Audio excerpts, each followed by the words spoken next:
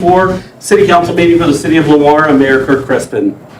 I've been on the council for 15 years now. I've been the mayor for the last 5. And during that time, there's been one constant theme that I've heard through the years. How do we, I don't even know who my council member is. I've never seen my council member. How do we get to talk to our council member? And I guess I'm pointing this out tonight as my introduction because we're going to have a discussion a little bit later in our meeting tonight about our council socials that we do. We had one this past weekend, this past Friday. It was very well attended. It was a good success. It seems like we had quite a few people there. Not quite as many as we did the year before, but we did have quite a few that were able to meet with us. But when we talk about our Common Grounds meeting that we've done in the past over the last year, those numbers have really dwindled as far as people getting involved, people coming into the meetings. The council and I have worked very hard on trying to find a solution on how we can get the community to engage us, to let us know your opinions, to give us your thoughts, to let us know what you want changed. And it's difficult to do that without the assistance of you. So I'm mentioning this tonight because I really hope that the community will start to get more engaged with their council members. Take the time to come to one of the Common Grounds meetings, one of our council socials, one of our council meetings like the one we have tonight. We've done everything we can to bring more transparency to the city of Lamar. We've worked hard on trying to do that. We're broadcasting this live, and I'm sure there's quite a few people that will watch this video. But these are all our attempts to try to get our community engaged on what's happening in the city of Lamar. And we hope that you'll take advantage of that moving forward, and we hope that you'll get more acquainted with your council members as well. So with that said, we'll start off the meeting with our invocation. We have Ray Matheson here tonight. Ray?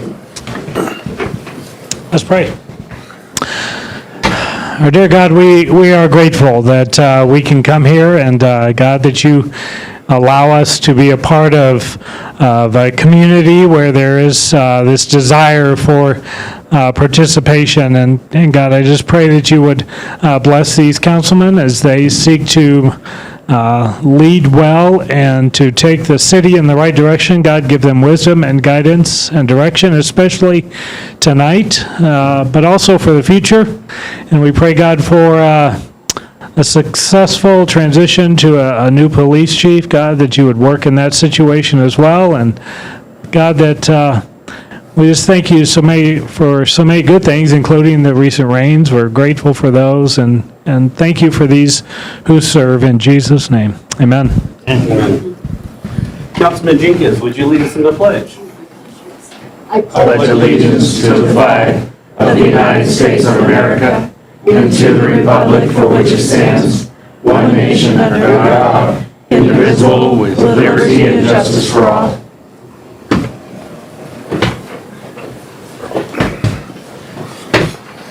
Okay, the time is now 7:01 p.m. I'll call the meeting to order. Roll call. Joe Gonzalez. Here. Shayla Motta. Here. Gary Jenkins. Here. Kirk Crespin. Here. David Zavala. Here. Manuel Temez. Here. Brett Bates. Here. Rob Evans. Here. Kristen Swartz. Here. Lance Clark. Here. Okay, we've all had an opportunity to review the agenda. I don't think we had any changes to the agenda. Is that correct? We'll just table those items rather than changing the agenda. Anybody else have any items? Seeing none, we'll move on to the consent agenda.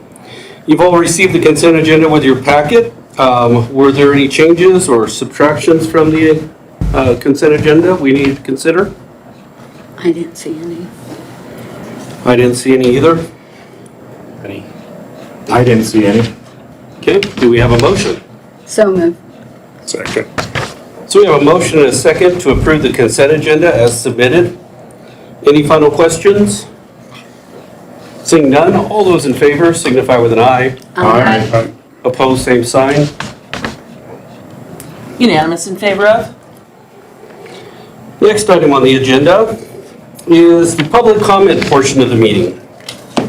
During this portion of the meeting, anyone may speak on any subject that doesn't appear on the agenda Individual speakers are limited to 3 minutes each, and of course, that's at the discretion of council if we'd like to give you more. So is there anyone here tonight that would like to speak during the audience participation? If you'd like to come up, and you'll just need to give your name and your address for the records. My name is Ron Clausen. I'm from the Post 71 of the American Legion. Okay. And my reason I'm here is because I would like to know if it's possible to start putting these crosses at veterans' grave sites in Fairmont and the Riverside Cemetery. I have pictures, if you want to look at it, that came from the Holly Cemetery, the way they do it. Okay. And I know that there's a lot of difference in the way everybody does it. But our goal is to not get in anybody's way of the weed eaters, the lawnmowers, or anything like that. And how we do that is we put in like an 8-inch piece of PVC, and this goes in it, and there's about 3 or 4 inches above ground and 3 to 4 inches below ground, and we dig a small hole and it gets cemented in, and it's right up against the cement base that the Christians put down before the stone is set, so that it's right up against it. There's either the side or the back, whichever is required. And these come with where we build it, where our flags go here. A lot of times we have to go around and around because we don't know all of the sites. We've got records of a lot of them, but we miss them sometimes because if you're not in the veterans site plaque, the other people, they have to go and get the plaque put on their stone, and some people don't know about the plaque. Some people don't have DD-214, which their family had before, whatever it takes, they don't have it. So we're still going to have to talk to a lot of people and get an okay and find the funds to make them and everything. And what we do with these after they're built is they get their powder coated white. Because if you don't have them taken care of and powder coated, it also rusts. But with powder coated, and they've got them there for years, it looks like they're brand new. And that's also the part of this, is where the weed eater hits the pipe instead of the cross. So that it's another protection for the cross from this paint. And I'm just wanting to try to get understanding where and how get permission to, if we can start doing that. Okay. That's basically all I have. So do those stay permanent all the Yes. time? Okay. Permanent all the time. And will you go to each family and ask them, or? We'll start, our goal is to start with the people we know. We'll start the people that, because we have veteran sites that are Civil War in Riverside. It's going to be kind of, we can trace it, maybe, we don't know. But the thing is, we've got to, we don't know their religious affiliation, we don't know what they are, so we have to have permission. So that's another goal we have. Our thought is to start with 100 and work our way up, because we know we've got over 500, but we can't just, you can't just go and plop them down just because they say they're a veteran. I mean, there's a record before by it, so we have to do a lot of diligence to get there. But get our ducks in a row, we start at the beginning and work our way. Okay, So, interesting. Council, do you have any questions I before? have you- a couple. Ron, what about maintenance? Let's say one of the plastic pipes bust. Is there a group of you guys that will go in there and replace that? well, we're not using this small pipe. I'm just bringing, this is the size, but it's going to be the Schedule 80, which is double the size. And the only reason that it would get broke is if it got ran over, because weed eaters aren't going to touch it. And it's gonna be right up against the edge of the cement slab. So if it gets broke, we can go in. What it's gonna be is, there's only gonna be like, you can pull it out. It's not gonna be where you can't pull it out.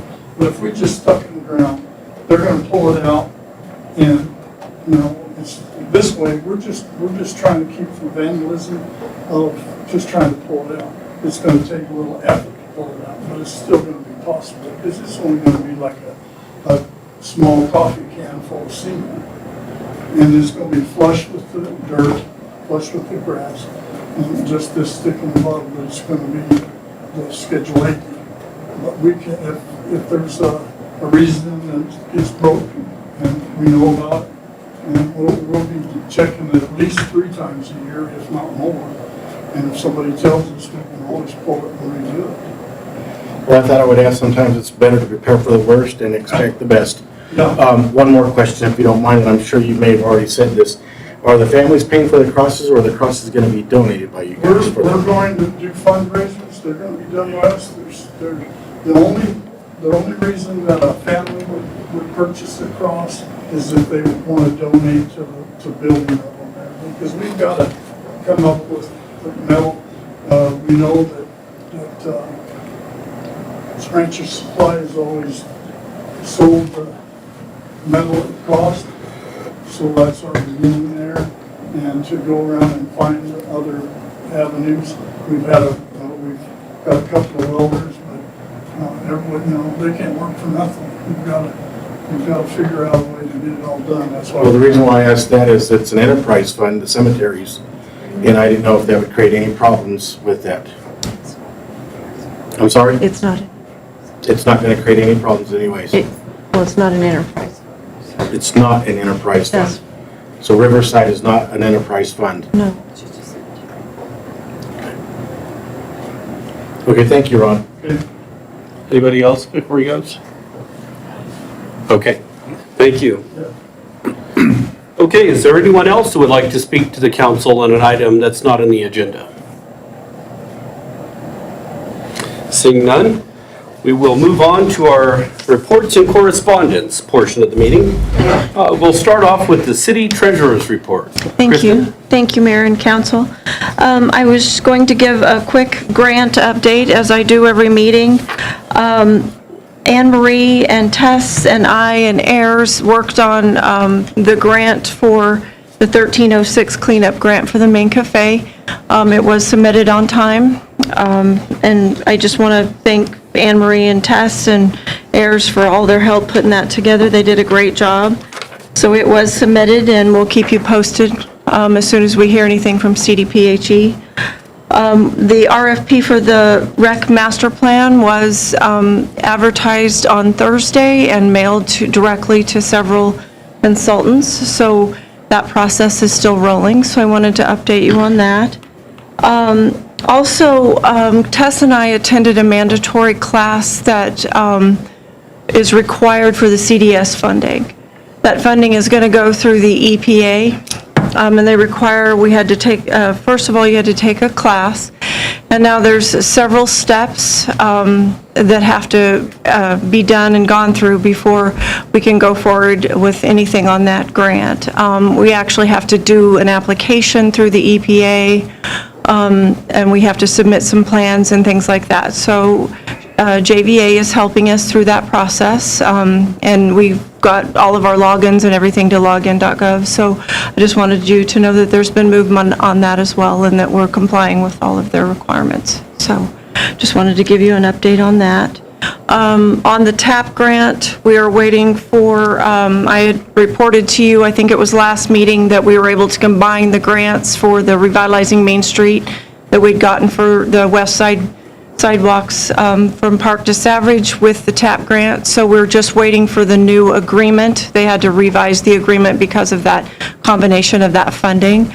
And I'll be bringing that back to you to approve and sign as soon as I have that available. So that was all I had for this evening, unless you've got questions for me. The SCCED or the CCOG grant? I'm waiting on the signed agreement to come back. Okay. from them. I haven't gotten anything. I had reached out to Stephanie Gonzalez at one point, and we don't have an executed agreement back, so I we just had some were. individuals asking about Sure, dog park. sure, yep. So we were waiting on that. And also, they did set our hearing for the EIAF grant that we'd applied for the other part of the design for the wastewater treatment plant. The mayor and Rob will be attending that on June 26th Yep. in Montrose. So it's going to be a long trip because the bridge is out, but they're figured out a way to get around that. So it's at 11:30, I believe, on the 26th in Montrose, and Pat's going to zoom in for backup on that. So we're getting that trip scheduled for them, so that's also moving forward, so excited about that. So I had forgotten to write that one down, so then we can begin the design on the wastewater treatment plant, so. Okay. Any questions for our city treasurer? Jody, thank you for that update. Sounds like great news. Okay, seeing no questions, we'll move on to the city clerk's report. Linda?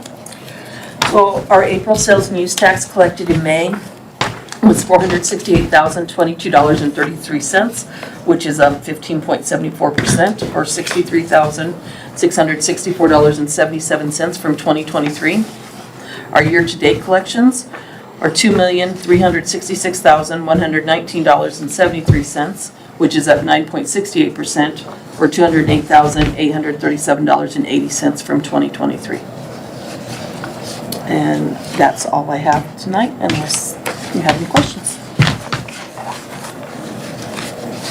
Do you have any questions for the city clerk? Sorry. I don't have any. Okay. All right, we will move on to the next item, which is our city administrator's report. All right, just a reminder, CML conference is June 18th to 21st in Loveland. I have if you haven't picked it up already, I'll have a hard copy of your itinerary, have it, electronic copy, but have an hard copy for you. You can pick it up in my office. Okay. The chief of police results. I did make an announcement, but I want everybody to know that Mr. Alfier will be starting on the 8th of July. I know that he's still got all of his processing stuff still to do, but he's looking forward to it. I know he's making, requests of budgets and hearings, and I just know that he seems very, very excited about coming here. I know his wife said okay, so he's going to be making it. He's looking all around. I think he's going to be very involved. So that's good news. Good. Coffee with Rob. There's not going to be one on June 19th. We're going to CML conference, and on the 26th, it's at Daylight Donuts. All right, Southeast Developmental Services Open House is on June the 20th at 11 a.m. Goes all day to 6 p.m. It's a staff meet and greet, potato bar, and they're going to meet the new executive director, Mark Henson. On our projects, this last couple of weeks have been busy. Of course, we did finalized our agreement with the chief of police, but we had all kinds of the Arby's groundbreaking. I know you guys saw that in the paper. That's an exciting time for me, and I know the mayor is really excited about this one as well. It was neat to see. I know that we don't always get those kinds of spectacles, but we got a lot of honking horns from the truck drivers going by and everything, so I'm sure they're going to get a lot of Arby's sandwiches sold through that one as well. The community social this last weekend. Now, the weather was threatening there for a little while. The wind came really hard. There's sprinkles. It was really threatening us, but it stopped, and everybody seemed to have they really liked the hot dogs. Those were good quality hot dogs. Now, I wanted to say to every other city employee, you saw Kristen out there, so Martha, we had a lot of great partnership and a lot of great work done out there by all the employees, and it was a good, teamwork event right there. And firemen, they enjoyed, being next to the heat and the fire and everything like that. And so all the smoke coming out from all the hot dogs and hamburgers, that's where they wanted to be anyway.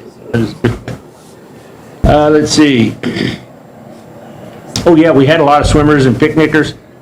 Even though you might not have seen that many out there on the grass, the swimming pool was packed. I don't know if you saw that, and you saw the lifeguards saying it's been packed the whole time. So anyway, everybody, lots of good things and lots of enjoyment. Our partners up at the High Plains and Prowers Medical Center, they all, I mean, LCC was out there, so we had a lot of community members, and I think it was a great event. My kids liked it. All right, let's see. I believe I wanted to, at this point, ask one of our other partners here, Pep, to come up and give us a little brief update on things that have been happening, and let them give a few minutes, if that's okay. Okay, All right, you Cheryl. good, council? Good. Yeah. If you just state your name and address, no, just kidding. I can do that. But you can state your name though. Or Washington. Cheryl Sanchez, the Executive Director for Paris Economic Prosperity. And we always say PEP. And I'm Tally Harmon, I'm the project coordinator. And so he said a few minutes, but really, I thought we said an hour. I could get up here and I could talk about economic development forever. So please bear with me. And some of you that were at our annual meeting, some of this may be repetitious from that, but then I want to update you on what we've done this year. And first of all, for some of the new council members, I don't know if you've been involved with PEP or if you know what we're all about, and maybe some of the ones that have served for a while don't really know, but we really do appreciate the city being a partner with Prowers Economic Prosperity, because it takes us all. Everyone in this room is part of economic development. There isn't anyone in Lamar that's not.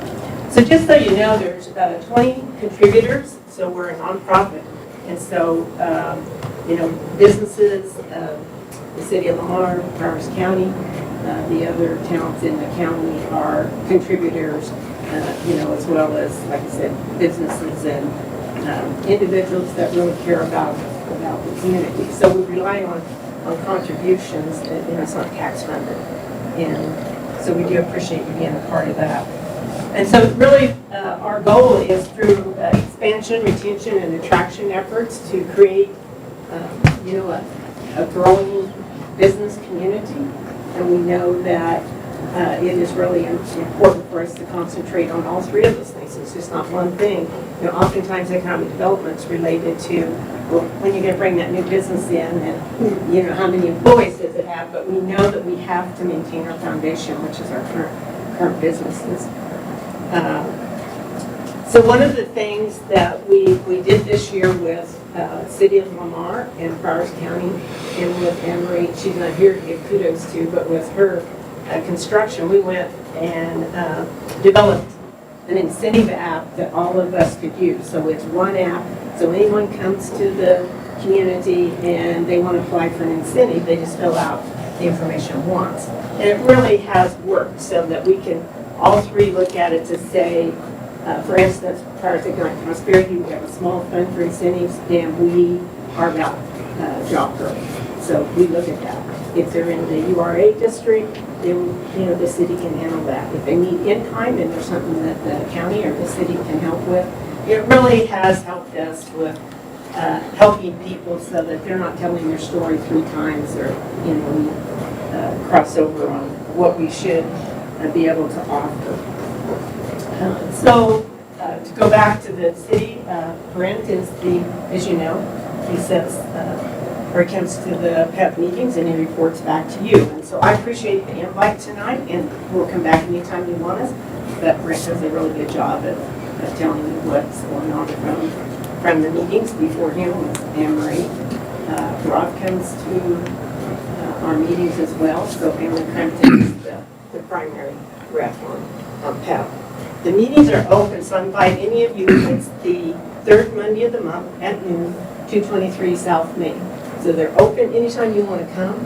Just pop in and come to the meeting. If you want to talk to Tally and I at any time, just give us a shout out or come by. If there's something you want to know about economic development, and we can't do it all here because it'd take too much time. You're keeping track of my time, right? Because I can go on and on.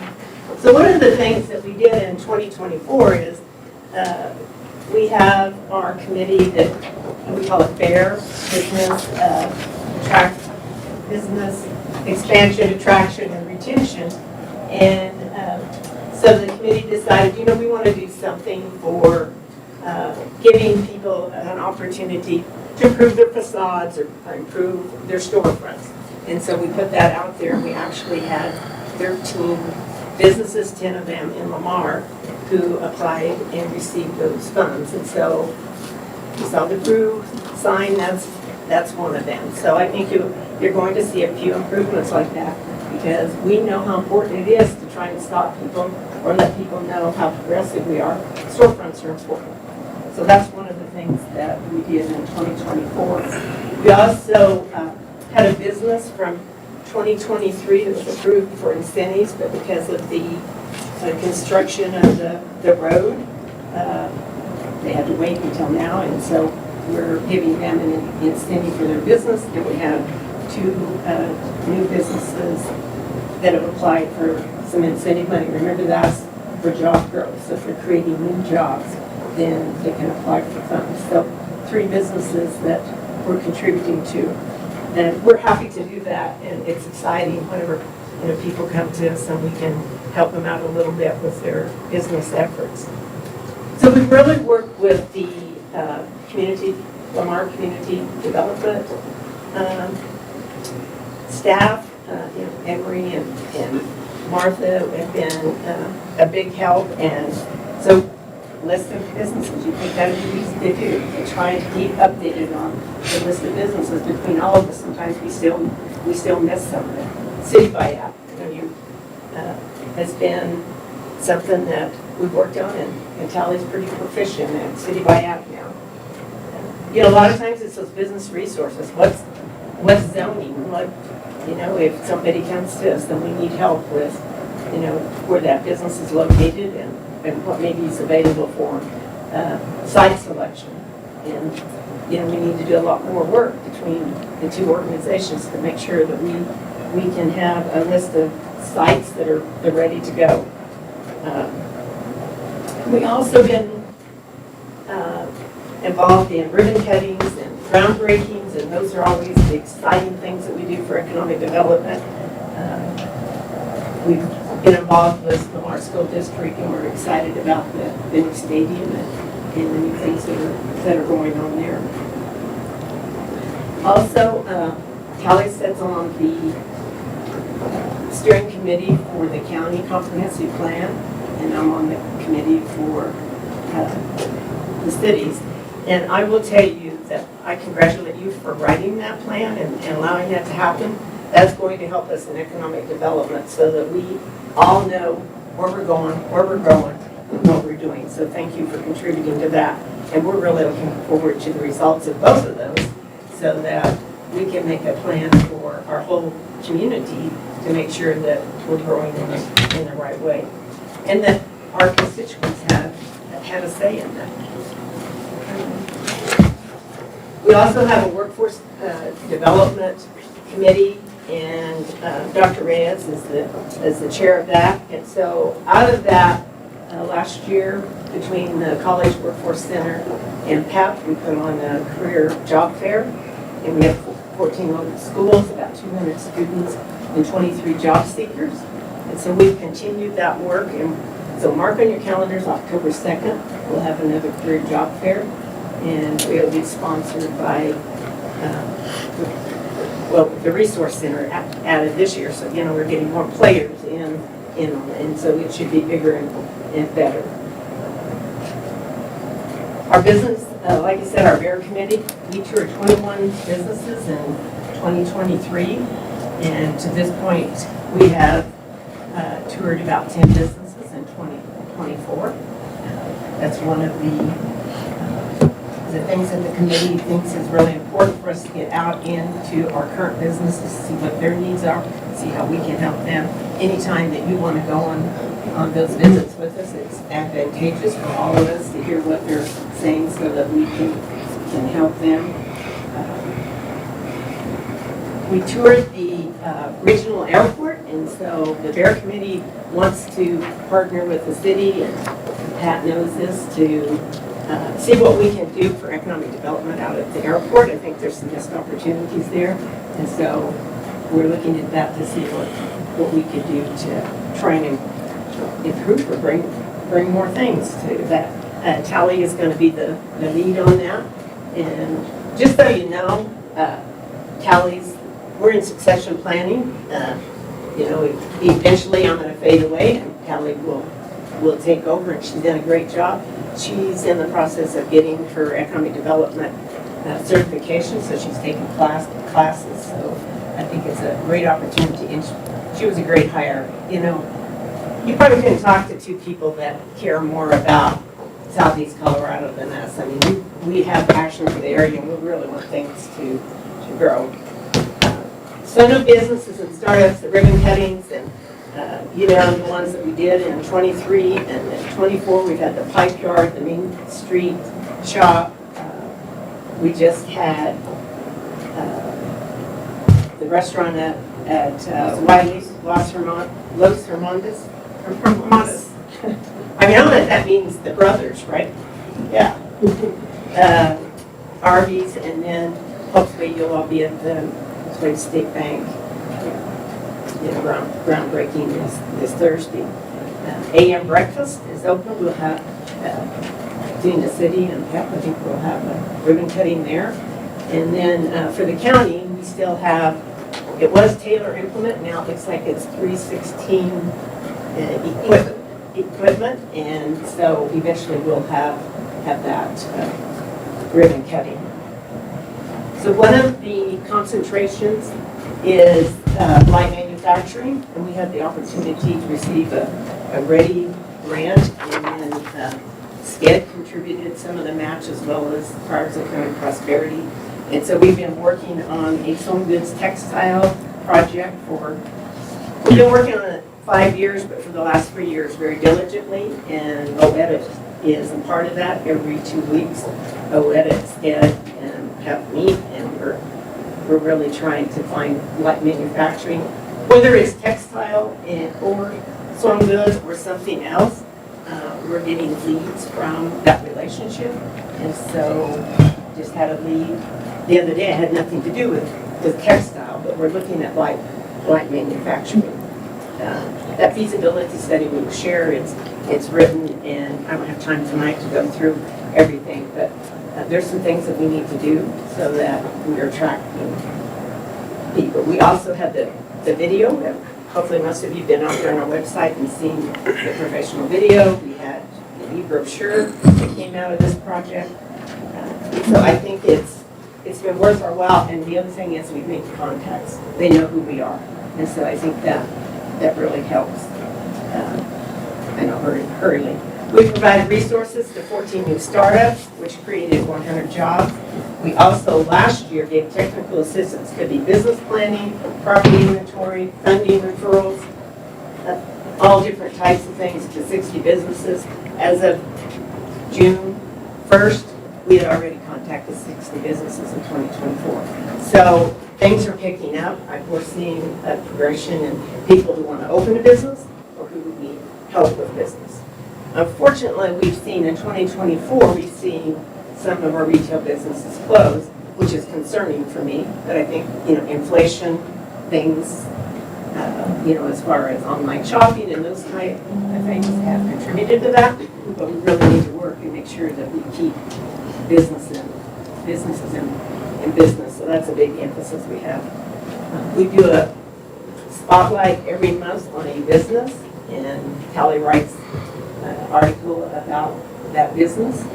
They're going to be on the radio with us, and we're going to give them some of our commercials that we have from the radio station so that we can promote individual businesses. I know we're out of time, and I appreciate it. There's a lot more that we do. Do you have any questions? I think it's great to have you come in tonight. It's one of those things, even though Brent is the liaison, it's always good to have you come in and talk about it, mainly for the PR for PEP and also to show that partnership. So we appreciate that. We appreciate you coming in. We appreciate all of you. And the last one I'll leave with is we need wastewater. We need infrastructure, and that's really what we need. Those comprehensive plans hopefully can address that, because if we're going to grow, we have to know where, we have to know what our capacity is. So it's really important. When I start talking about light manufacturing, we need to know those things so that we can we can make progress with. We need housing. Yep. We need a lot of things. Hey, but we have a lot of things, right? That's right. It's a great place to live, it's a great place to be. We're open for We're in the middle, yeah. They know that if they've been around me. We're in the middle of everywhere, right? All right, Right. any questions? That's it. I don't have any, thank you. Thank you. Thank you, guys. I don't think anyone wants to listen to me talk that long, so thank you, Cheryl. And that's all I had. That's all you have. Do we have any questions for the city administrator? I have one, Rob, just because I had a few people ask.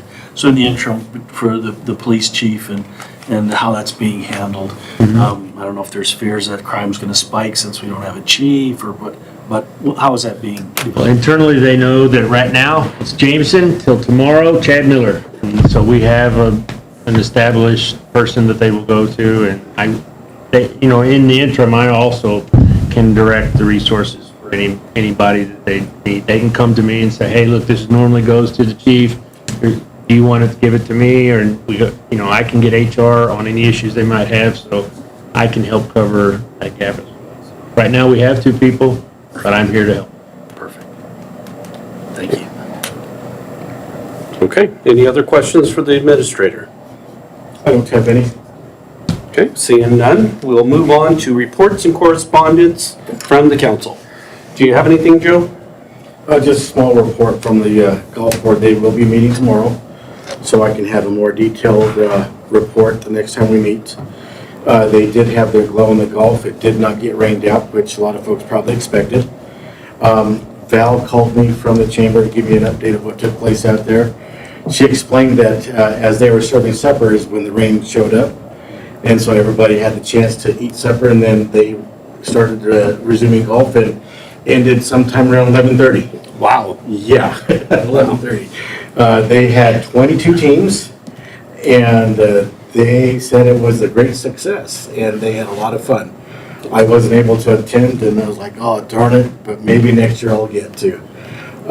As of right now, the memberships, I believe, are up to 109 members, and that is down about 10%. Their green fees are still the same. They are doing some more tournaments this month. This coming Saturday, they will be doing what's called a DECA tournament, and then the following weekend after that, they will be doing what's their Wiley Open tournament. So there'll be 2 more tournaments this week, or this month, and then in July 4th, they plan on doing a 4th of July tournament. And really, that's about it right now for the golf. Okay, great. Shayla? I don't have any report this week. Now, have we gotten her set up with the liaisons? We never brought those back. I can bring them back. If you can bring those back, the list of liaisons, so we can do the transfers and get her assigned with the committees that she's supposed to visit, that would be good. You mean you want an official, now she's some type of motion, or just? Well, I think you usually bring that in and give it to us to review and do the trading, and we do the horse trading of you want this committee or I want that committee, and I think we probably need to review that again. So if you could just bring that next time for the update. Okay. Jerry? Public Safety Board, but he's got us down way at the bottom for number 11. But we didn't really have an official meeting because that's when we met the meet and greet with the chiefs. So. Okay. David? No, don't have anything at the moment. Daniel? Have a meeting this Thursday. Okay. Brent? LPI did not meet because it fell on Memorial Day, and I don't think I could talk any more about PEP than Cheryl just did. I will say again, as a reminder, and I'll probably keep doing this until our event, SECCI's new annual fundraiser is July 20th from 6 to 10 p.m. in the Pocket Park. We will have music from Dirt Road Revival from 8 to 10, opening ceremony at 6, doors and vendors at 5:30. As of right now, we've got Cody's Cooks, Tres Jefes Tacos, Lenny's Food Truck, and Colby Brubaker. We'll have his drink truck there from Colorado Drink Company. So all are invited, 6 to 10 p.m. at the Pocket Park on July 10th for Southeast Colorado Cancer Initiative's annual fundraiser. Okay. All right. I don't think I had anything. I know you met with Karen this morning for briefly.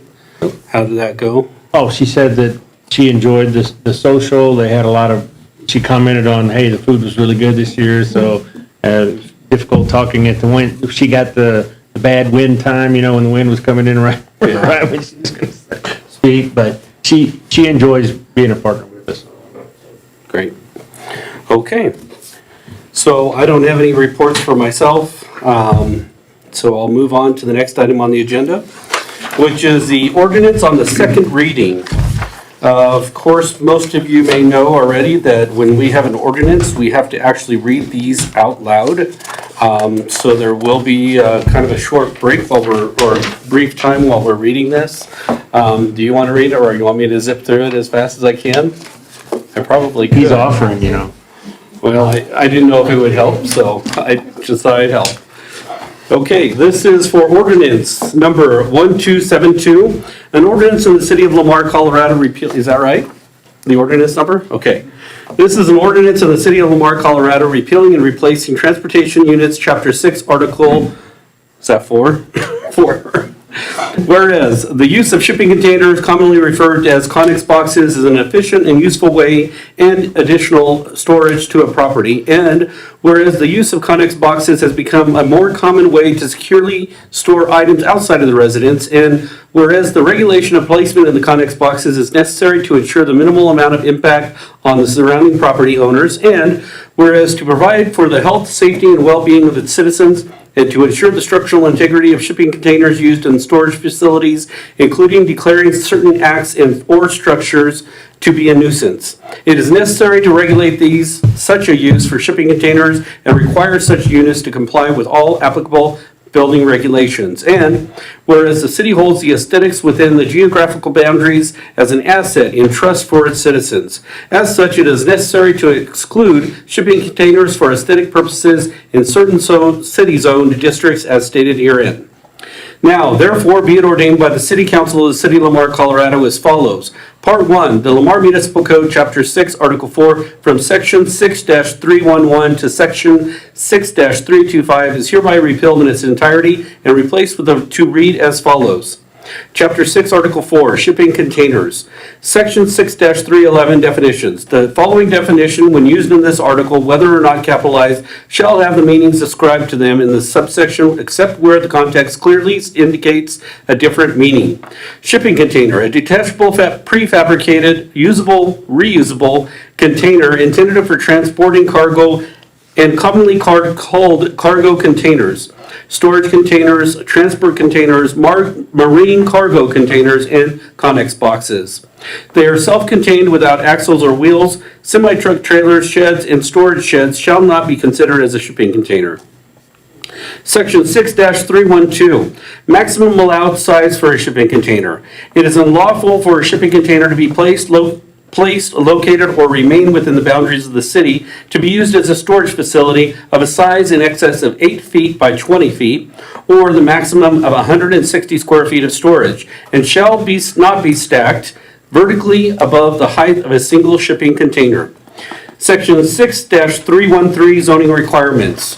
Shipping containers, number 1, shipping containers shall only be allowed in the following zones or districts as shown on the official zoning map of the city of Lamar as designated as AL, is that AL or AI, EA, OE, R1 or R2, R3, I1, I2, IP, C1, C2, and C3.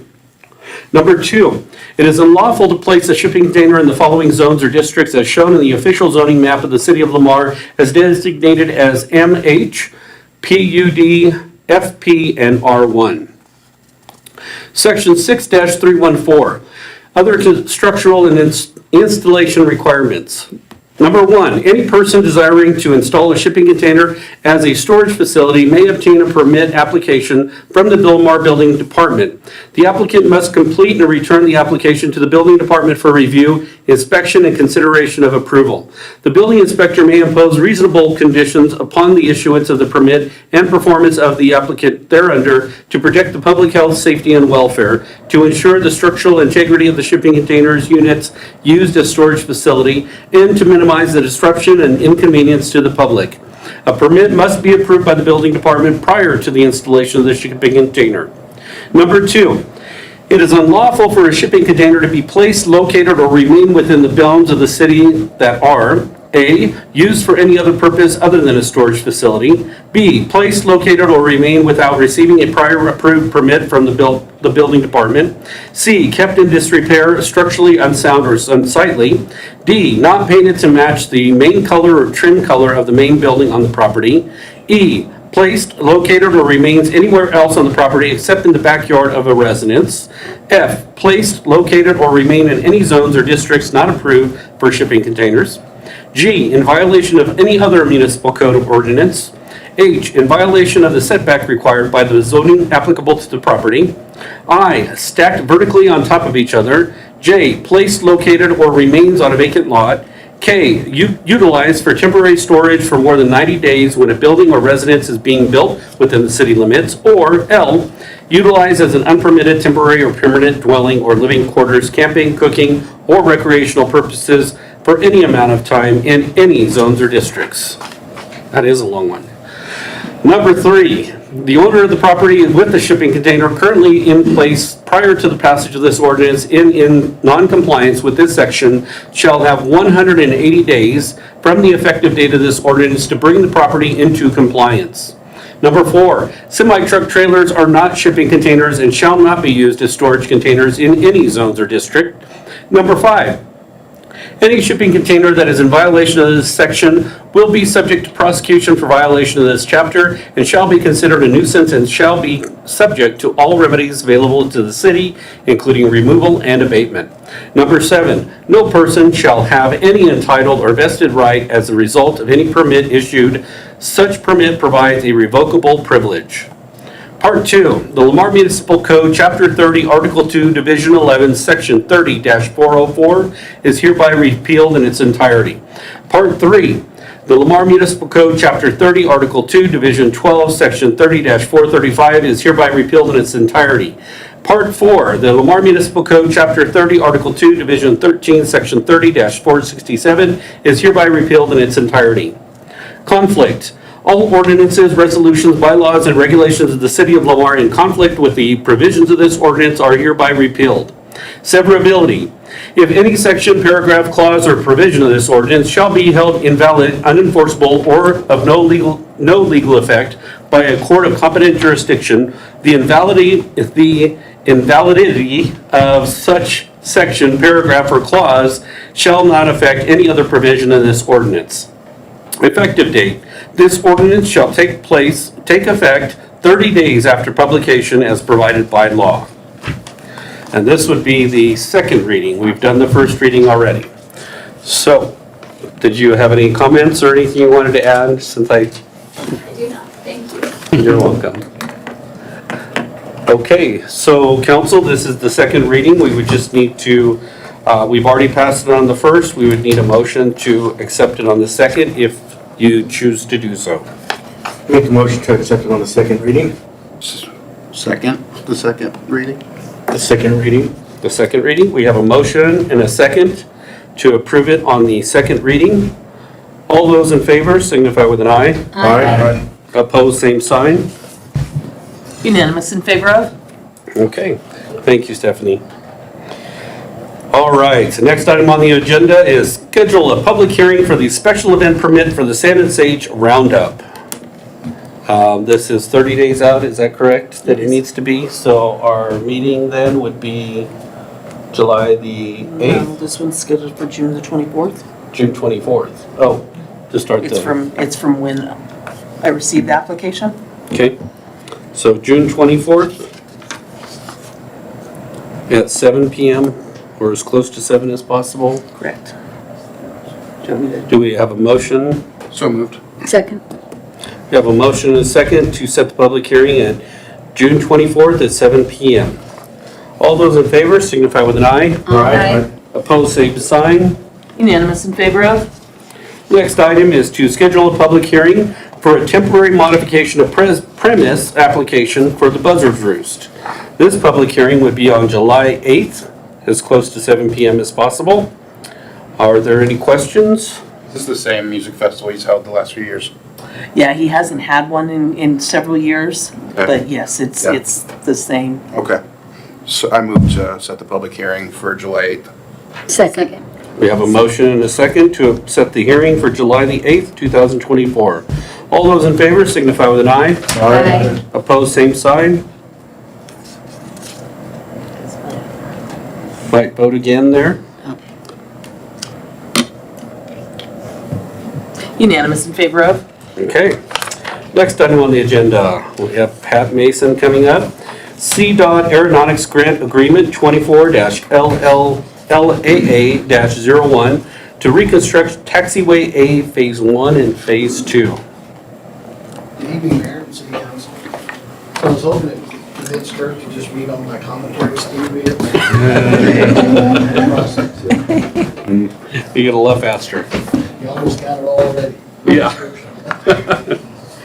Now, recently, we were notified by CDOT Aeronautics that they awarded us a discretionary grant for $113,832 to put that towards our 5% match for the Taxiway 8 project that we're working on this year. And so normally with the federal grant, like, basically we would match that with 10%, so it's a 90-10 split. CDOT stepped up to the plate to say, we're willing to help you with 5% of our 10%, so that leaves us with 5%. We have to match it with. So do we need to make a motion to accept the grant and authorize to spend, or just that Just matching to amount? accept the grant, approve the grant agreement, and allow you to, does he have to, and he has to sign it too, doesn't he? Yes, sir. Lance, have you looked it over? So I haven't had a chance to look through this one fully yet. So if there's a motion to accept the grant and approve the agreement, I would just ask that it be subject to my review. Okay. At that $113,835, that's the local match, was that going to be coming from the airport fund, and do we have that available? All good to go? It's budgeted, yes, sir. It's budgeted, so It we is. don't need to get an approval for that. Okay. Then I make a Matching motion part. to accept the CDOT's grant agreement and allow the mayor to sign, subject to city attorney Lance Clark's review. I'll second. So I have a motion and a second. Sorry, buddy. All right. Do we have any final questions? Seeing none, all those in favor signify with an eye. Aye. Opposed, same sign. Unanimous in favor of? Thank you, Pat. Do you have another one here? Hey. Request for extraterritorial water service. This is also initiated by Pat Mason. So recently we had a request for extraterritorial water service, mainly in the truck repair, located at 275 Route 3 Highway 287. So that's actually what was formerly known as Pelsu Manufacturing out there. I don't know if council's familiar with that business, but that's where Daily Oil Trucking is in their operation too. So we do have water service very close to it. In fact, it comes in the corner of that property and we're close to it. So if we can supply it, I don't see a problem with it. They would have to go from the meter more or less to the business zone. Just come off the main, issue the distance, put a meter in, and it'd be up to the business owner to go from that point to the building. Now, we have the infrastructure there currently, other than the meter. We do, and it's fairly new. We actually bored under the highway about 6 years ago, and we've got an 8-inch line that comes to that side of the highway now. Okay. So it won't be a huge additional expense is why I was asking. Okay. All right. Any questions from the council? One question, Pat, and I know we've given this to all the others, is that agreement, I don't know the numbers of the agreements that we've had set forth within that 3 mile that if they hook up to city water or light, that they would follow the building codes and so forth like that. Are they understanding that they're going to fall underneath that by accepting city water? We did make it very clear to read the entire document that they signed, because it does have in there clauses that use this to not follow city building codes, and you could potentially be annexed. So Okay. I know they took it, and they came back, and we reiterated it. Read everything. I think the first time, one of the property owners signed it, that I'd asked if there's more than one person on the deed, then everyone on the deed needs to sign the document, so they took it back and had the other party sign it and brought it back, so I made it very clear that If I may, I just wouldn't want it to look like a junkyard out there, right there in that area, because I know we've had several problems here locally in town, you know, when they were in that little building there.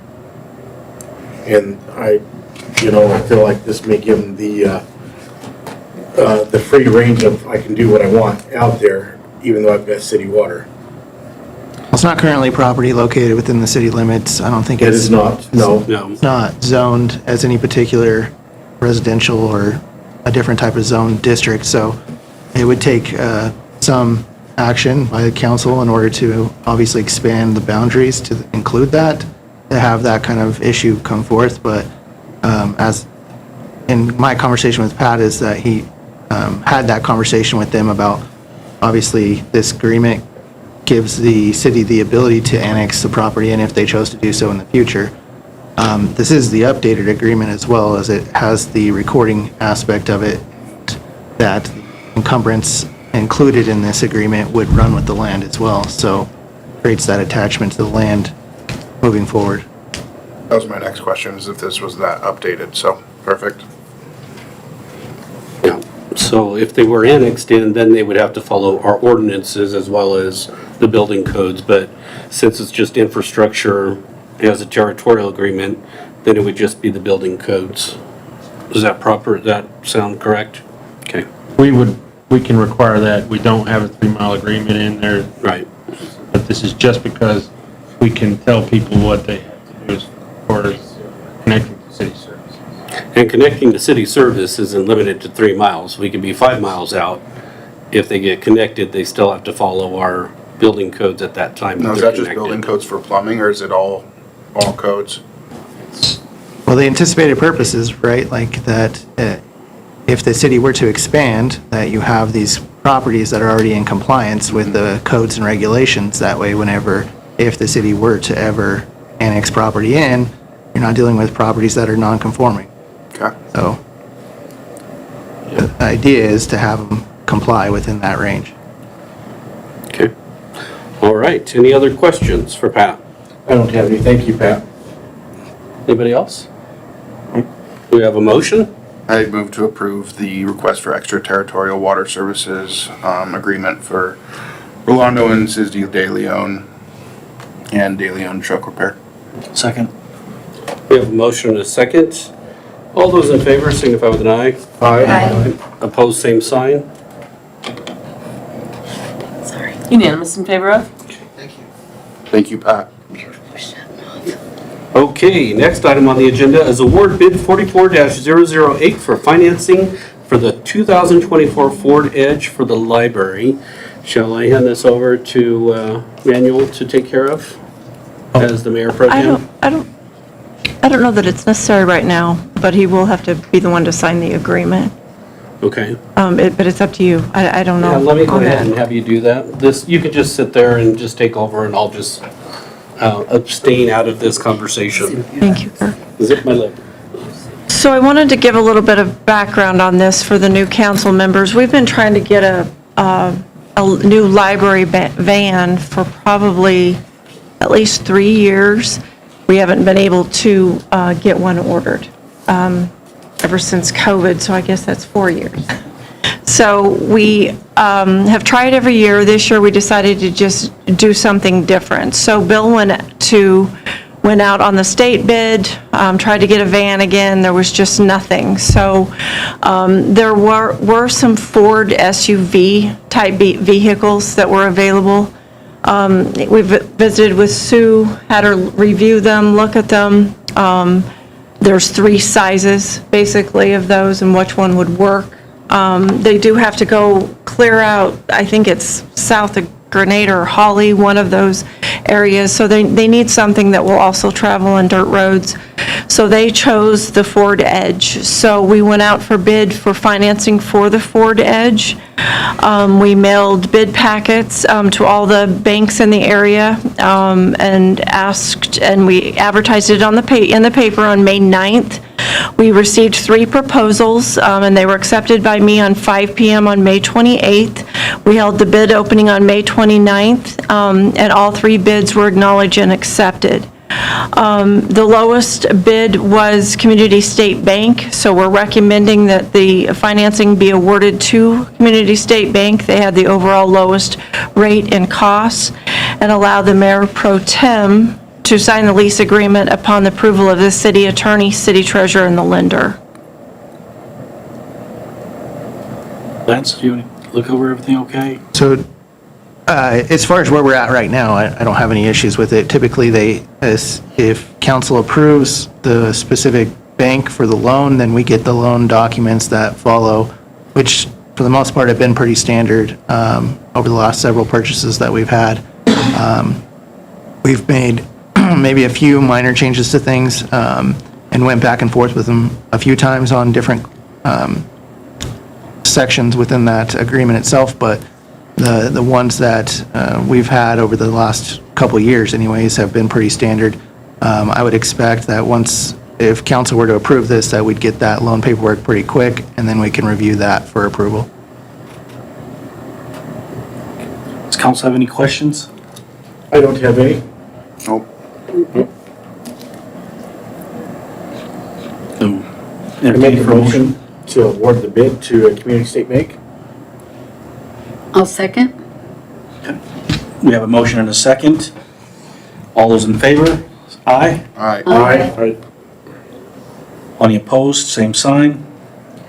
Unanimous in favor of, with Mayor Crespin abstaining. Back to you, Mayor. All right, thank you, Manuel. All right, so next item on the agenda is number 6, approval of lease agreement with Aquaholics Rentals LLC. This was also initiated by Kristen Schwartz and Anthony Latour. Anthony. Good evening, Mayor and Council. This agreement is a renewal of the 2-year contract that we've had with Aquaholics. Basically, the changes that were made was the term of the lease, which would go from May 1st to October 31st, basically being the months that, excuse me, that they operate business. So they've already started operating? Correct. Okay. They began the first weekend of June. Okay. I've got one question, Anthony. You mentioned that the terms were changed from 1 year to 2 years, is that correct? No, it's 1 year to 6 months, essentially. It was an annual agreement, and it just didn't make any sense to make them pay all year. And that's what we were doing, was making them pay January to December, or June to July. So, I mean, it Just making them pay while they're in there. Yes, exactly. So we structured it a little bit more like we have our contracts with, say, our concessions through the Parks and Rec and some of those other contracts that are seasonal like that. So we went ahead and restructured it so it was just a shorter period, the time that they're going to be out there, and adjusted the price according to what we get from concessions, sort of tried to keep it in line with that. So it felt like it was more adaptable for them and easier for them to comply with that. So, because it's a great service. 6 months is, are they going to still be using it as storage in the off months? I don't know if they store their stuff in there. That would be an Anthony question, but I don't know that the building gets used for anything else on the off-season. Well, So it's. I'm pretty sure they do, correct? Don't know if that equipment belongs to them or if it belongs to the city. Let me clarify, if I may. The building was constructed with the GOCO funds, and we have a few pieces of equipment that the city owns. I think it's 9 pieces of equipment in that building. The remainder of that equipment does belong to Aquaholics, but the time when they close in October, or actually basically mid-September, that building and facility is not used until the following year. But do they store their equipment in the Yes. off-season? So my only concern is, will the liability if something happened to all of that equipment per this lease agreement fall on the city instead of them. If there was a fire and they lost all their equipment and now there's not a lease, does that fall on us? Or It still does. Well, and they have an obligation to maintain insurance over their property and maintain insurance at the premises. I don't have, Well, and if they're getting, if they're maintaining rental insurance for leasing the property, they'll have to report this new agreement to their insurance, and that might affect what they're covered in those off months. That's my only concern is with that going from the 6 months they're operational, if they're still storing their equipment in there, who does the liability fall on?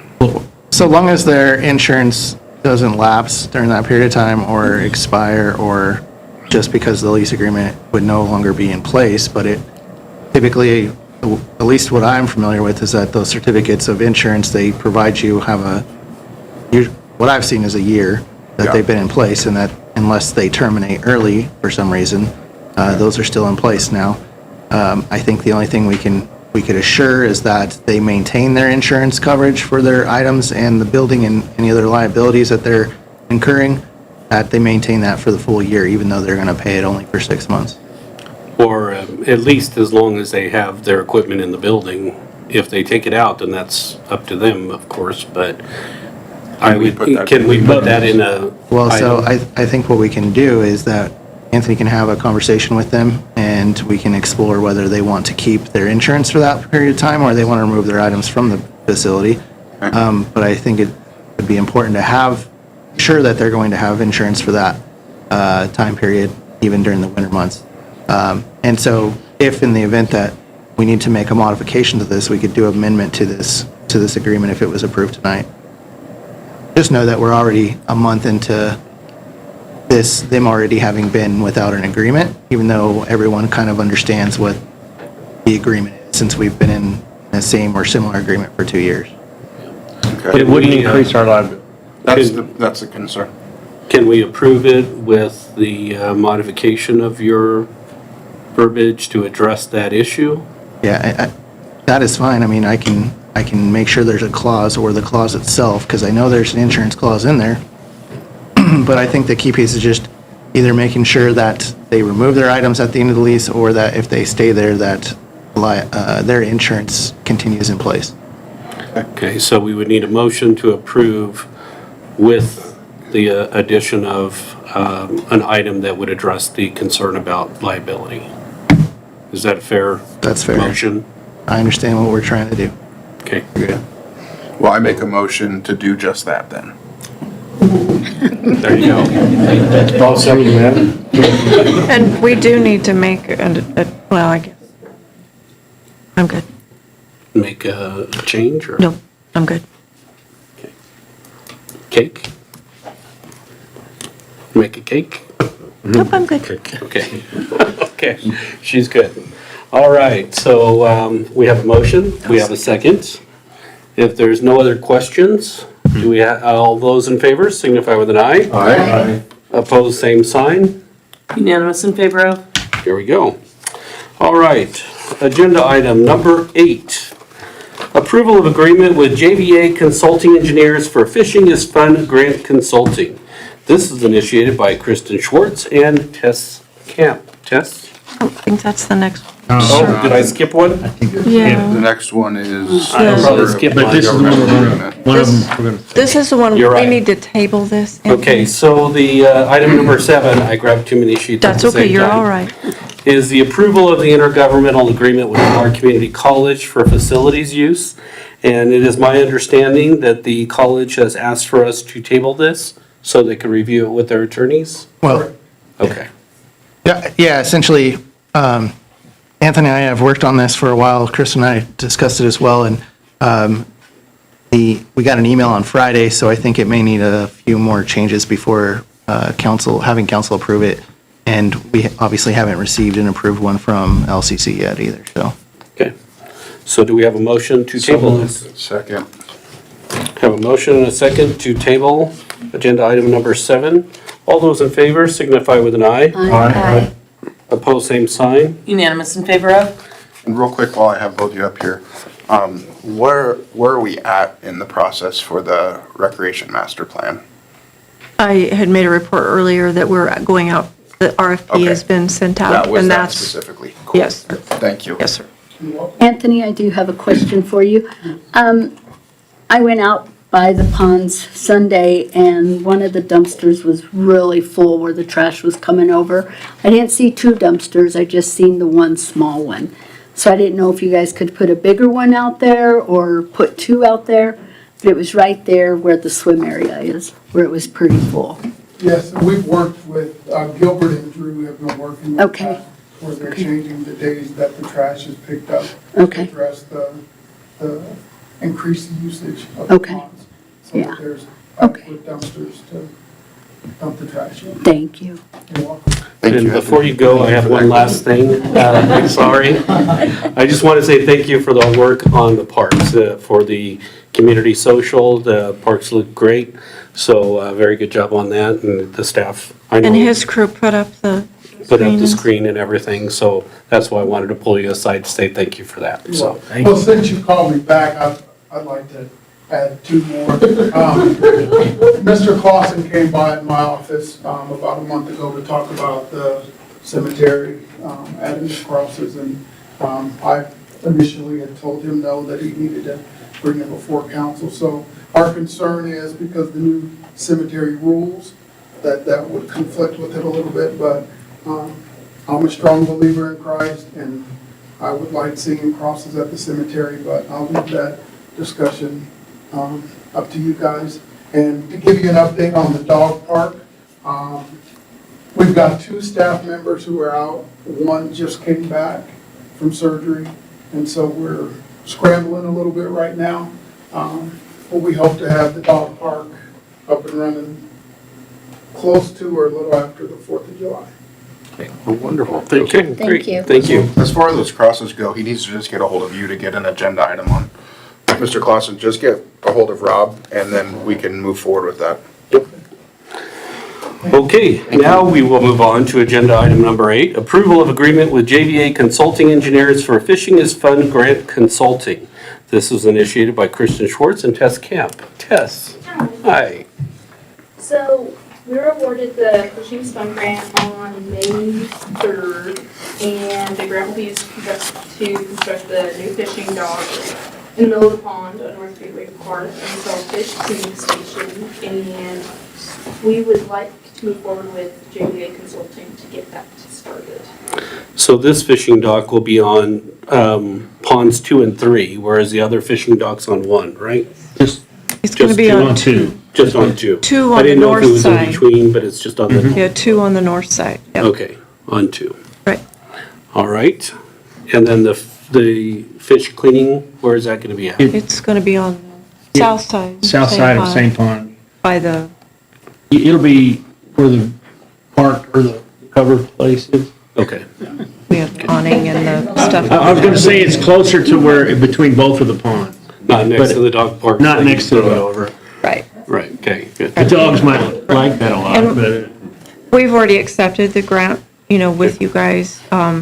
And this is just to do, they're going to do the design and work with Anthony and his crew on installation of the dock itself and work up some different options for us as far as the permanent dock or a floating dock. They still think they can make a floating dock work, and it would be a lot less expensive. So we're going to work, we wanted to hire them, but this is the agreement to get them so that they can get started on that design. Okay, council? Does everything look good with you, Lance? Yeah, I've reviewed it. I don't have any issues or concerns. Now, we won't start anything with them until we do get the agreement with CPW, which we do not have yet on the grant. So this is just to get that started. Once we get that PO issued to us from CPW, which we expect should be fairly quickly. They were waiting for a certificate of insurance, some different things. Then once they issue that to us, then we can start, and JVA can start the design work. The JVA will not start until we get that going, because that way, because the grant won't fund anything outside that period. Okay. All right, council? I move to approve the letter of agreement with JVA and allow the mayor to sign. Second. We have a motion and a second. All those in favor signify with an aye. Aye. Opposed, same sign. Unanimous in favor of? Okay, next item on the agenda is to approve grant agreement with Robert Haug Rawlings Foundation for Parks and Recreation Programs. This is also Tess. We applied for this on March 13th, we were awarded it on April 25th. And these funds will be going to support parks enhancement programs for after school and youth programs in the summer, recreation supplies, equipment fees, coaches, clinics, and skills and developmental training for kids. The city was awarded $10,000 and there's no match. Okay. This is the grant. And you've reviewed the grant agreement, Lance? Yeah, I didn't have any issues with it. Not really a lot of concerns in this. It seemed like the information was pretty straightforward as far as the amounts and liabilities involved, so it's good with me. Okay. And this would be adding, we don't have these already, right? We haven't gotten this grant before? No, this is something Anthony found and visited when you went to the Rural Philanthropy Days. It was brought to his attention that we could apply for this, so. Cool. Yeah, so he found that Awesome. and thinks can You'd use just it. be setting up after-school programs and summer programs for, is it like teaching and getting kids involved with sports? Correct, and Okay. so we used to have a High Plains Community Health Grant where all of the youth would be able to come to the building for free. This grant will replace that. We will also do some of what Tessa talked about, like sports development, doing some of those technical skill development, the football team, middle school and high school currently doing Tuesday football mornings where they're working on skill development for kids to get them prepared for this upcoming fall. So it'd primarily go towards registration fees to cover the current programs or add new ones as well? I could all All of the above. Awesome. I think it's great. I just want to really make it like focus on transparency with the community that's utilizing the facilities and make sure the scheduling works so we're not shutting out other programs to add new ones instead or incorporating more and keeping the old. That's all I'd like to ask. And with that said, if there's any other questions, I'll make a motion to approve the grant. I'll second it. Okay, we have a motion and a second. Any final questions? Seeing none, all those in favor signify with an eye. Aye. Opposed, same sign. Unanimous in favor of? Thanks, Next Beth. item is the intergovernmental agreement with Lamar Schools for Thunder Stadium and 14th Street improvements. Earlier tonight, we did get contacted by the school district. They would also like for us to table this item so that they would have time to review this with their attorney more in depth. So if we can have a motion to table this. So moved. Second? We have a motion and a second to table this item. All those in favor signify with an eye. Aye. Opposed, same sign. Unanimous in favor of? Number 11, I had referred to this during my opening statement before the meeting. We're going to have a discussion on common grounds for future times and locations. As I mentioned in my introduction, we did this originally as an attempt to try to get our community involved. We see and hear so much on Facebook where everybody has an opinion, but when it counts and we really need to sit down and talk to them face to face, we have a difficult time making that happen. When I was in council before with Roger as the mayor, we tried breakfast. Since I've been the mayor, I know we've tried breakfast, lunch, dinners, we've tried picnics, we've tried socials, we've tried, meet and greets. We have tried multiple different things. The last time we did it, we were moving from place to place for breakfast, similar to what Rob does with Coffee to Rob, but the complaint was people didn't know where to find us. So over this last year, we've made it the very first Wednesday of every month, very easy to remember. Downstairs in the Cultural Event Center, very easy to remember. Coffee and donuts are available. Common Grounds meeting with the council. And we just haven't had that much of an engagement with it. We've had, I think, 2 people at the last one. Mike was one, and then there was another. Kayla. So we only had 2. And, our intent is to do this, but it's also an expense to the city for us to buy donuts, get coffee, go through all this process if nobody's going to take advantage of it. We have offered it the 3 minutes per meeting for people to come up and talk to us.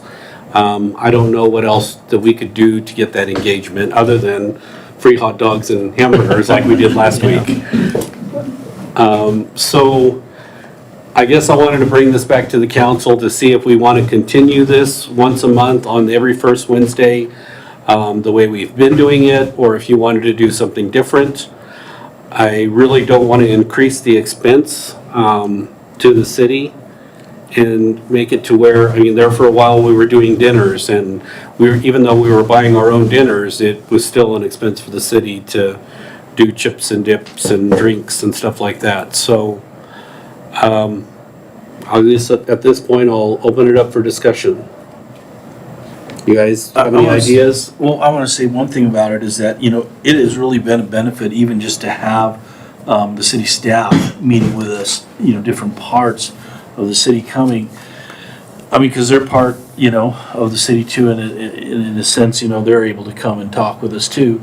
I'll agree with that. Yeah, you know, but also, you know, just to say that I think it's productive, that part of it, you know, and so I would hate to not continue to do that.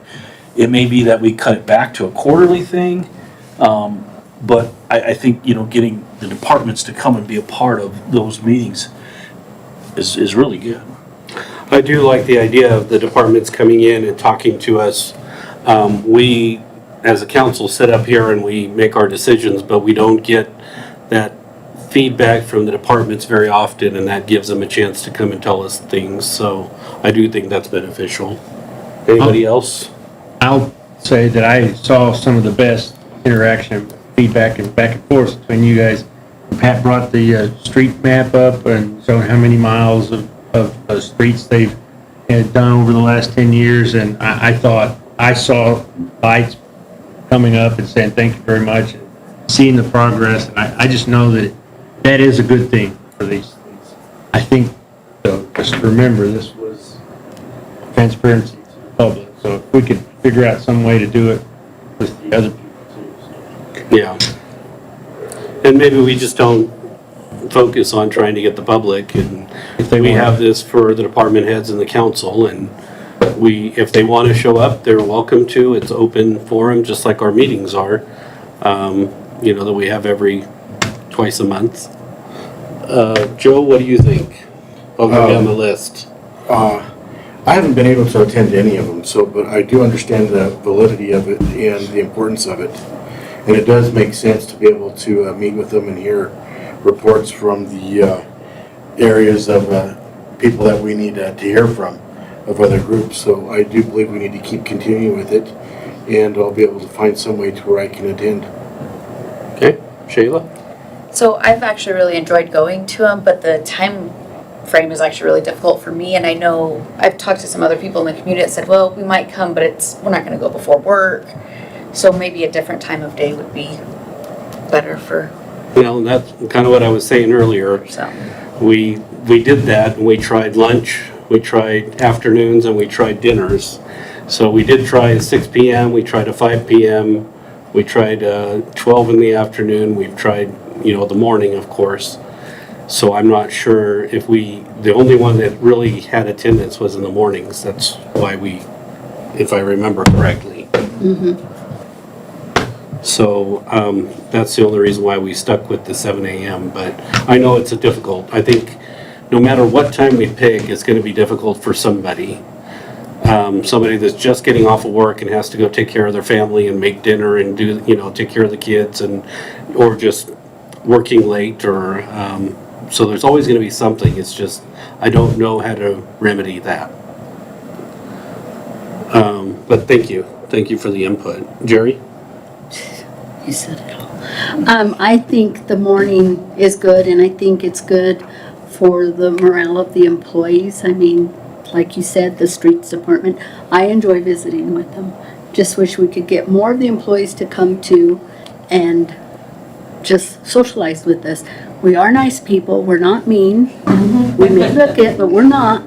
And we really enjoy visiting with the employees and the community if they'd come out.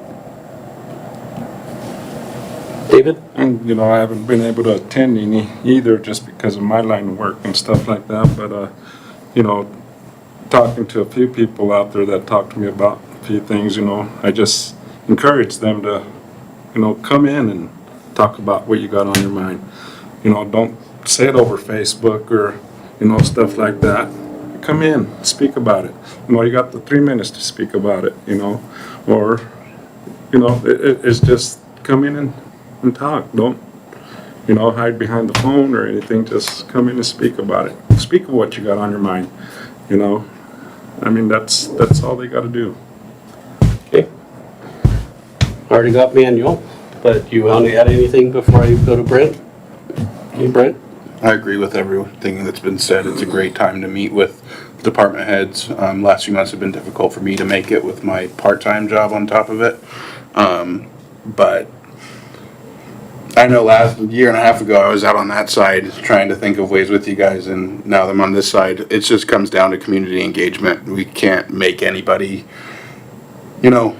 drink once they get to the water, but we can just at least keep offering that open time slot. I think with it pretty unanimously being said that it's very nice for council and the department heads to meet. Maybe we try to focus a new time where we're all available from the council, instead of focusing it to get more of the community in, because it's obviously not changed much of that volume. We focus on a new time of day where we're all available to be able to have that. But I also agree that having those conversations first thing in the morning is a good morale boost for those departments that come. So you have your weekly meeting with the department heads on Wednesdays. Wednesday. Could you talk to the department heads and see if there's a time that would work better for them to be engaged? I mean, we've had some staff that's been consistent all the way through, but there's even been departments that show up and there's only one or two. So if we could find a time that it would work for them, that they would, kind of be ready to do, maybe we can come back next meeting. I'll come on Wednesday. maybe a few time slots. And that way we can discuss as the council where we're majority available. I'll bring their input back to them. Yeah. Maybe their suggestions like we're doing here. I'll go back to them and ask for them to tell me what they think. Now, I know Linda and Kristen have also attended these. What do you think? Have they been valuable? Well, I think as far as the staff interaction, I agree with Manuel and some of the ones that have said that. That's the only benefit that I can see, because there isn't any public, coming in. And the 7 o'clock in the morning, I think, works best for Public Works and for probably Parks and Rec, because they're already at work. And, they don't have to do that additional time, but they can take that time first thing in the morning when they're just getting started and come in. So I think that for those two big departments, that works. We have other staff that don't come in till 8 or 9 or 9:30. So like the library, it's a little tougher, but they had a good attendance the last time. They'll make that special effort if it's only once in a while. So, I think I agree with them. I think that you're not going to please everybody, and if there is some benefit to this, then, that's up to you guys if you want to continue. It's a very laid-back, forum where people can visit and talk. So, I don't know. That's all I have to say. Linda? No, I think it's beneficial. I think we need to get a schedule and, plan the year. This is, Public Works is gonna be here, administration's gonna be here, and stick with it to where it's set. I agree, because I think that helps the department's plan, and it's been sort of willy-nilly, and we've, changed it at the last minute, and that's hard. That's hard for departments to comply. So I think if we did a calendar where we knew, then I think those departments are able to gather those people up for that day, and they're looking forward to it. They have something planned, and they're prepared. And I think that if that's the focus, then I think we make it more scheduled. Well, we'll try that and see if you can get some more feedback. Maybe talk to the Christmas party committee and say if you guys show up, you get a free ticket for an extra ticket for the drawings. Hey. There you go, for the drawings. Or I could start putting those things under the chairs, and if people show up and they sit in a chair with a winning coupon or something like that. I don't know, I'm kind of never a fan of that. Either you're going to go or you're not. And I think if they have a good leader, you're going to see them show up. Yeah, yeah. All right, sounds good. I think we have a direction there for that. The intent has always been the transparency, it's been engagement, it's been, having an opportunity to meet with the department heads. So I think we'll just continue that and see if we can make it work. All right, next item on the agenda is two executive sessions. One is for discussion of personnel matter under CRS 246402 subsection 4 subsection F for a mid-year staff review for our administrative staff. And number 2 is for a conference with the city attorney for the purpose of receiving specific legal questions under CRS 246402 subsection 4 subsection B regarding the public safety tax. So there will be no decisions coming out of this executive session. So immediately following, we will adjourn our regular meeting. So no reason to stick around. Did we have any other miscellaneous items before we do the executive session? Yes, I do. Sorry. Just a quick reminder of everybody that yard sale season is here. And people, please pick up your yard signs. With the storm that hit Saturday, we had boxes all over the neighborhood because nobody picks up their big boxes. So just a reminder, maybe, I hate to say code enforcement, go do something, but we've warned people already. It needs to stop. Well, I think we found out last year that most people put their address on those signs, and it's a lot easier for code enforcement to find them. So please pick up your signs so it's not a problem. All right, with that said, do we have a motion to go into executive session? Second. All those in favor signify with an eye. Aye. Opposed, same sign. You're gonna have to vote again. Oh. Unanimous in favor of? All right, well, thank you very much for attending tonight. Our next meeting will be on Monday, June 24th, 2024 at 7 p.m. We hope to see you then. Thank you. And I gotta go on Tuesday. Yeah. Okay, so how are we doing the executive session? I'm sorry. How are we doing the executive